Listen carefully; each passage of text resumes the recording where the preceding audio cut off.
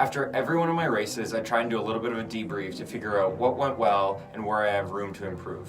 So after Oceanside, a race that was a little bit of disappointment, I have 3 key areas that I'm going to try and improve upon for Wildflower, which is now less than 3 weeks away.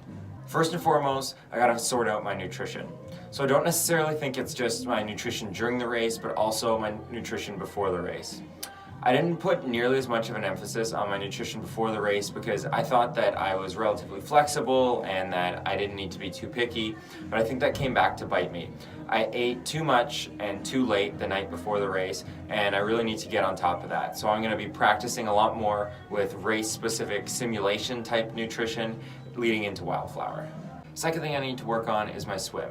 As a back-of-the-pack pro swimmer, this is pretty much a constant for me. Last week I had my first ever swim lesson and I got some really good pointers out of it, and I'm really excited to keep working on my swim and some of the opportunities I have there to improve. Third thing I need to work on is my aero position.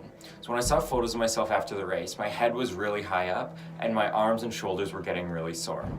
When I'm on the trainer, I very rarely ride an aero. In the past, I've always found being an aero on the trainer really uncomfortable, but with some recent tweaks to my position, I do find it a lot more comfortable, just as I find it quite comfortable on the road once I'm used to the position.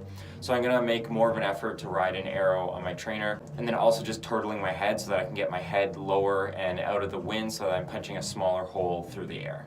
Thanks a lot for checking out this week's video. If you're wondering where I am, I'm in Boston inside a little cubicle type thing in our hotel. Lisa's going to be running the Boston Marathon tomorrow.